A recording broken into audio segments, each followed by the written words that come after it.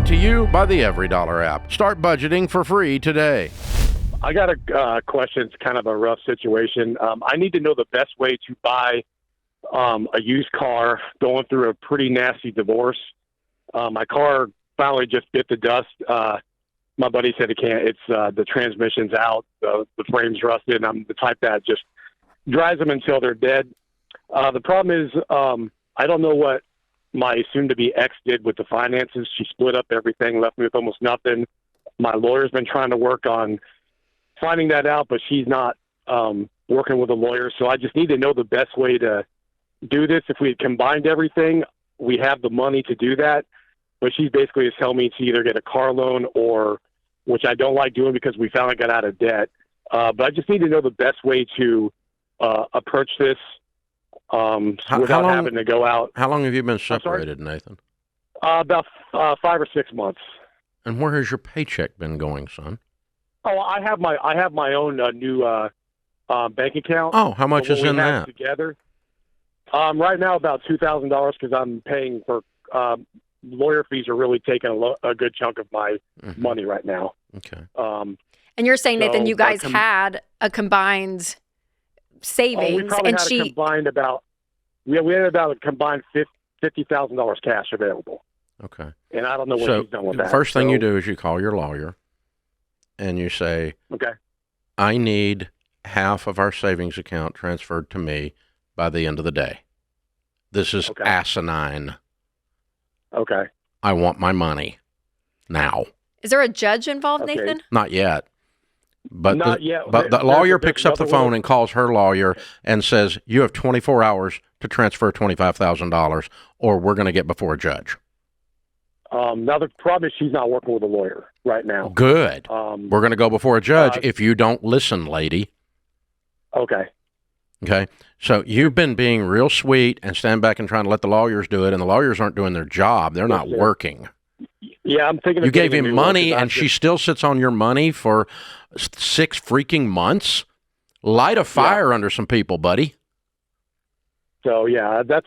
I need a car. I want my $25,000 now. We'll negotiate the rest of it later, but I want my money now. Okay. You hear what I'm doing?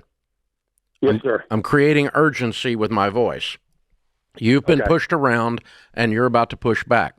Your only other option is take your car, which is a piece of crap, and sell it for whatever, $500 or $700 to the local salvage yard, right?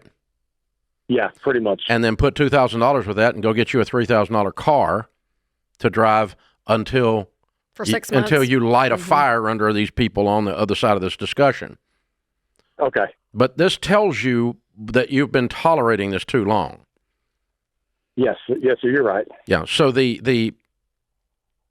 a friend of mine that does divorce recovery work says that what people have the most trouble with in your situation, and you're struggling with it, and it's human. It's not you're a bad guy, but most people forget this. You get all tangled up with the emotions and the grief and the anger and everything else regarding the actual marriage coming to an end. But what in reality is happening is when a divorce occurs, it turns a marriage into a business transaction. Yeah. And if you were in a business partnership and the partnership was closing down, you would not allow your business partner to sit on $50,000 when 25 of it's yours. Yeah. For 5 freaking months. I think the other problem is she's currently pregnant. It's not mine. So that kind of throws it doesn't affect anything. Okay. That's her problem. Okay. That's not your problem. Her problem is she's got $50,000, 25 of which is yours, and she's getting ready to get a judge to give her a little slapping if she doesn't get their money turned over. That's what's going on. That's her problem. Okay. She's got other issues, like getting pregnant with other people while she's married to you. That's going to be another issue. And that pisses you off and hurts your feelings. And, if she had a lawyer, he'd be like going crazy right now trying to defend this situation. Oh, my gosh.